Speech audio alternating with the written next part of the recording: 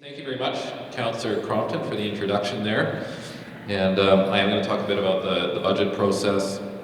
So for the second part of our presentation this evening, I'm going to take a few minutes to talk about where we are in the process, some of the legislative requirements around the budget, which you may have seen at previous times, our municipal revenues, our expenditures, and property taxes, and some of the factors that will affect us in 2013 for financial planning, and then also some things related to our use of reserves.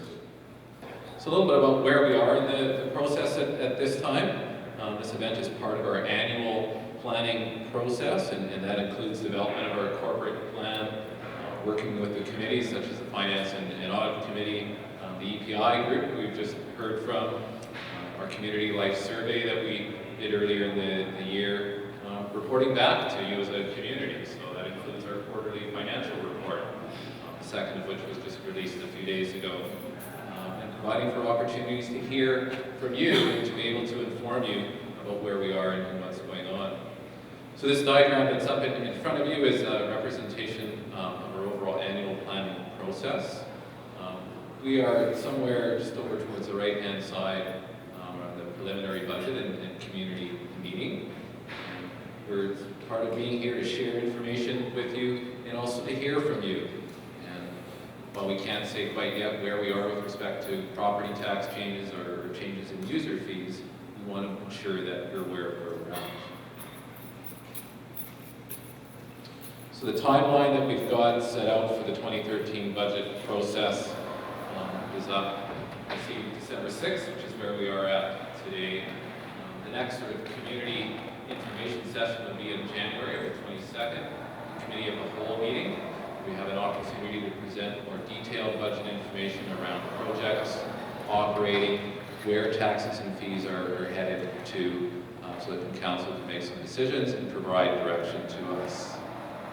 That will be followed on February the 19th by another budget open house for the community to participate in, as well as a regular council meeting where we provide council with information about what the overall budget looked like, summarizing our projects, operating costs, and what sort of feedback we've heard from the community, and what sort of options we have or decisions we can make.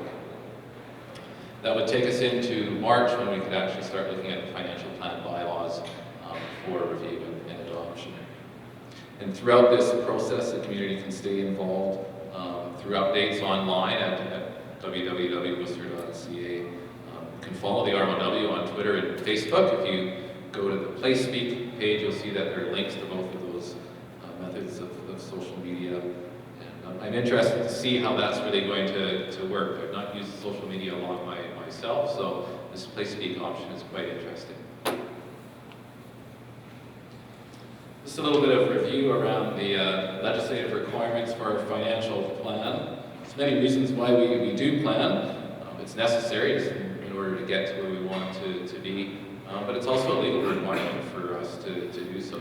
We must have an annual bylaw that's adopted prior to May 15th each year. It has to cover a time period of 5 years, sets out all our proposed expenditures, revenues, and debt, and it also to set out tax policies and objectives. And it also states that we must carry out our process of public engagement. And it doesn't say exactly what that's supposed to be, other than that the financial plan is available for the community to review.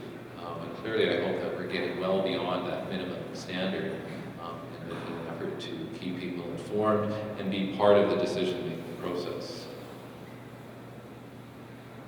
The other part that's in the legislation is in the community charter about our financial plan is that we can't have a deficit. There's really no such thing that we've got a shortfall. Every time the financial plan bylaw is adopted, the proposed expenditures and transfers or savings cannot exceed the available funding that we have for the year. And in fact, if we really do incur a deficit in one particular year, we actually have to budget to recover that in the following year. So absolutely no way that we can have a deficit at any time. Just wanted to go back and look a little, whoops.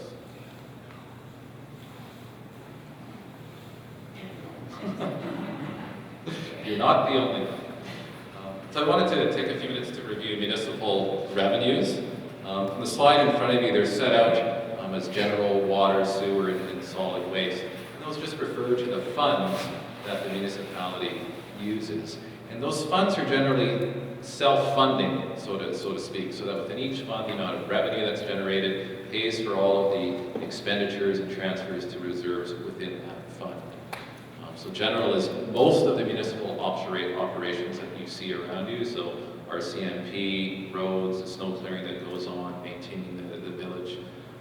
Water, obviously, is the water system that we use, sewer, and solid waste, meaning the transfer station, our composter, the garbage compactor sites, those are all encompassed within that solid waste fund. So the municipality really doesn't have a lot of significant sources of revenue for it. The primary ones, of course, are the property and parcel taxes, fees and charges, and the RMI and additional hotel room tax. There are others, of course, grants, penalties and interest, investment income, but they're really quite small compared to the others. And in fact, if we looked at the general fund, or all of the funds together, the general fund, water and sewer and solid waste amounts that appear in our property tax notices make up almost 60% of the total revenue of the municipality. The fees part of it, the actual things that we charge for access at Meadow Park Sports Center, or cross-country tickets and whatnot, do not amount to a lot. It's about $2.8 million at this time. And then of course we do have some fees from transit, parking, and tipping fees at the transfer station for the disposal of solid waste. So it's not a surprise, given the amount of revenue that's generated by the property and parcel taxes, that that's often the area that municipalities target to make changes in. It's a much sharper instrument than just fees and charges. But it's interesting to note, in the past community life survey that was conducted, there was a somewhat higher preference towards changing fees rather than property taxes. And that's something that we can do over time. One of the questions we're asking about this evening relates to recreation fees and changes in that area. But it's something that it's a change that can only take place over a bit of a long period of time, unless we're going to have a drastic increase or decrease in any one particular year.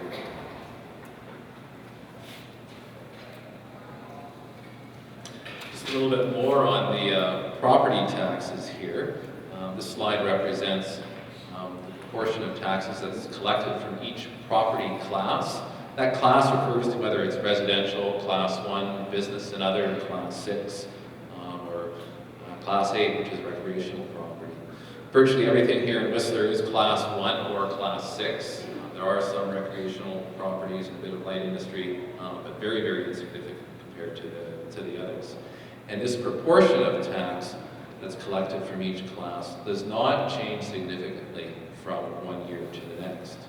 Each year we look at the total tax dollars that are to be collected, and we base our tax rates on the proportion of revenue to be collected from each class. And that's quite different than using a ratio of, say, class 6 and class 1 rates to determine how much is going to be collected. So and the ratio does change a little bit in this situation, mostly based on the assessed values. If the assessed values in one class change at a larger rate or factor than they do in another class, then the ratio of the tax rates will change. And of course, the assessed values are determined independently from the municipality by BC assessment. It's very interesting. In 2012, there was about $9.4 billion on the tax roll here in the municipality. So that's the assessed value. It's made up of about 17,000 different folios or parcels. About 13,000 of those are residential, which is about 77% of the total folios, and about 4,000 of those, or 23%, are the actual business or other types of properties that are out there. So that total 17,000, of course, they all need a tax notice, and in some cases there's multiple for each property. So that's why the finance department is usually a little bit busy come the end of May.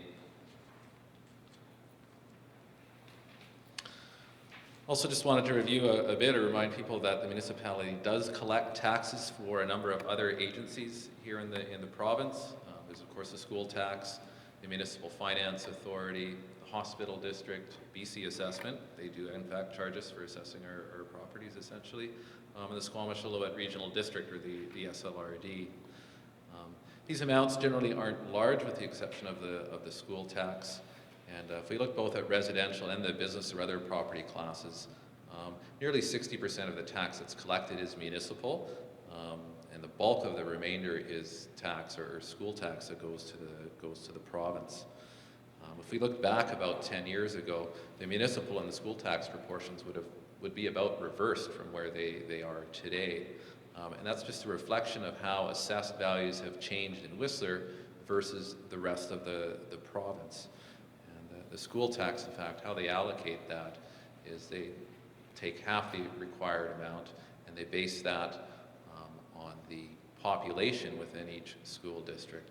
And then the other half is allocated to the school district based on the assessed value within that particular district. And then the district allocates it to all the different municipalities based on the assessed value within that district.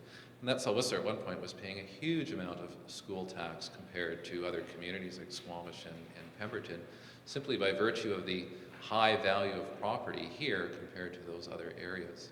And that, of course, has been leveling out a bit over time, and that's why we now see sort of this 40-60 split between the municipality and the other tax proportions.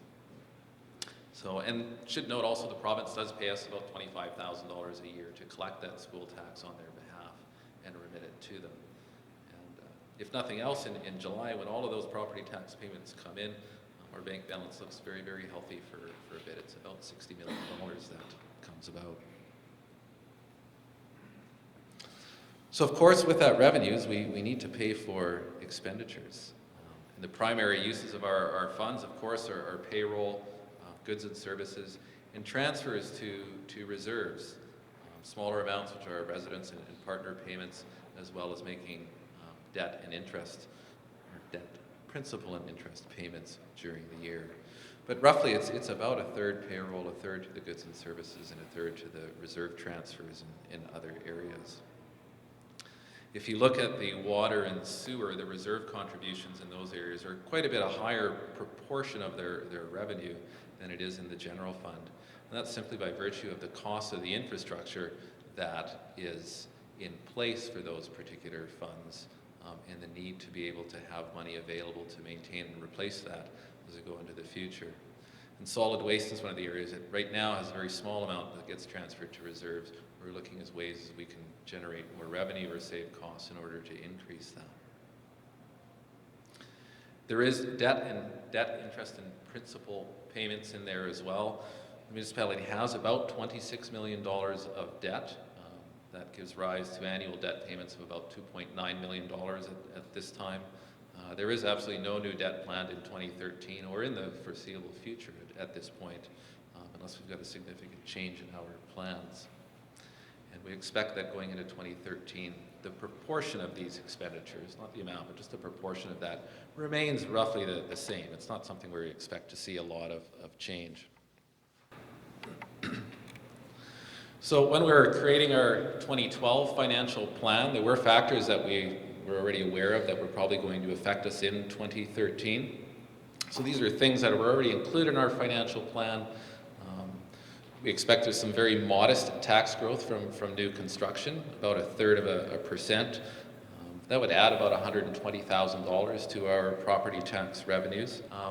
We also were aware that small community grants, which comes from the province, were going to decrease by about $235,000. In fact, really what's happening there is the province came up with a program where they would pay us more of a grant in the first 3 years that it was in effect, and then the grant would decrease in the second and third year.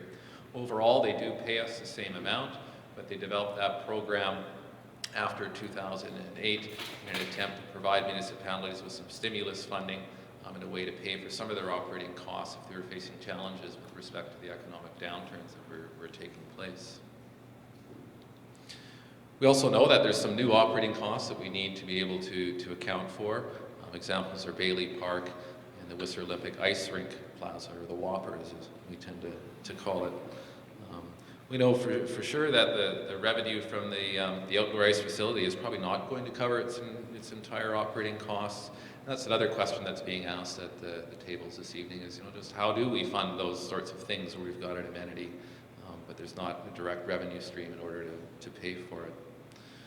We know that energy costs are probably increasing faster than most other areas by about at least 4 or 5%. We're expecting that there's a modest increase to the hotel tax, or the HRT, maybe about 2% from where we are in 2012. And we were planning to reasonably maintain at least the same current service levels that we had going into 2013. And of course, during 2011 and 2012, we had the service review that took place that gave rise to expenditure reductions of about $1.6 million in total. Looking at the information that's in our quarterly financial reports, we seem to be able to maintain ourselves at least to a reasonable level with that amount of expenditures. So those continue into 2013. There are, of course, some factors that we would not have anticipated for 2013 or didn't include them in the plan. There is inflation for non-energy type of expenditures, about 1.5% or less. And in fact, looking at some of the more recent consumer price indexes, inflation has been quite low for a while now in 2012 and does not seem to be increasing. So that's a factor that certainly we will consider and will help us with the level of expenditures that we need to plan for. This great opportunity that recently came about, being the Audain Museum, and while it's not necessarily something that the municipality, as I understand it, is paying for, there are certain impacts to us, and we need to plan and understand how does that affect our operations. And as part of the service review that took place late in 2011, there were some changes to the level of service that were made. Again, a question being asked this evening at the tables is, what have we noticed has changed?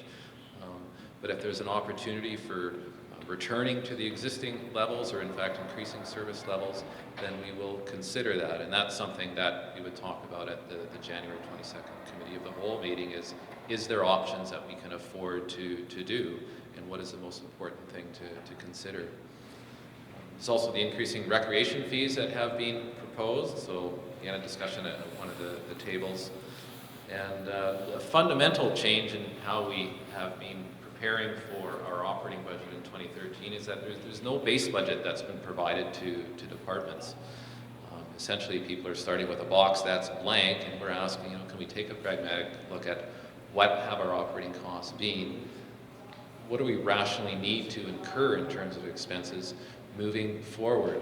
And that doesn't mean that everybody's working with no information whatsoever in front of them. We can certainly see what our budget was in the previous year and what actual costs have been over time, but it doesn't provide the opportunity that here was a number you had last year, it was approved, so can I stay with the same thing? We just need to think about it a bit more. And so it takes a bit longer to go through that process. It requires more review. And in some instances, it's not as certain where do you end up with that. It's good to ask people who are in charge and responsible for areas. That doesn't mean you always like the result that comes back, but I think it's a good opportunity for us and a way to move forward. That $500 million of assets shown there, 572 million, is actually the indexed replacement cost at the end of 2011. And the little graphic that's there on the left-hand side of your slide, what it shows is there's the revenues from property taxes, user fees, and so on, that all go into the general fund. And we spend some of that on our operations, and we save some of the money. And that happens in each of the funds, water, sewer, and solid waste. And it's those reserves that are used to fund the projects that the municipality undertakes. And we do budget for these things somewhat independently of one another. The revenues, department operations, and how much we save is one component of the budget. The projects are independent, and not that it would ever happen, but even if the operating side didn't take place, you could still budget for all of these projects and decide how do you want to allocate your reserve funding. That money is still there. When it's used for the projects, it's withdrawn. To the extent that it's not used, it remains there. And it's really the savings amount that drives the current year budget amounts that are required from property taxes and user fees in order to fund those transfers to the reserves. The other interesting thing to note around that is a municipality cannot actually budget to have a surplus. The only way we have to save money is by putting it in the reserves. And each reserve actually has to have a bylaw set up in order to establish it. The bylaw says what the reserve funds can actually be used for. But we can't just willy-nilly on our own decide we want to put some money aside for this or that. There is actually a legislative process that we need to go through to do that. So in summary, just, our revenue and expense allocations are probably going to look similar to what they were in 2012. There may be some increases to user fees, depending on how some of our discussions and feedback goes over the next month. The overall change to property taxes, it's not known yet. We're not that far along that we can say, is it going up, going down, staying the same? We can expect, or at least we're planning at this point, for levels of service to be similar to what they were in 2012, and that we would continue to invest and save for replacing and maintaining the municipal infrastructure. So the next steps after we're finished here is, of course, there's the table discussions to take place this evening. There's discussions on Place Speak and the survey. I believe that becomes available on December the 13th. There's a committee of the whole meeting on January 22nd. You can always find more information on the municipal website. And of course, you can always email questions to the budget@worcester.ca email. We do keep track of those emails. We do forward them on to council. And if you have questions, we will respond to those as well. And that's everything I have. Thank you very much.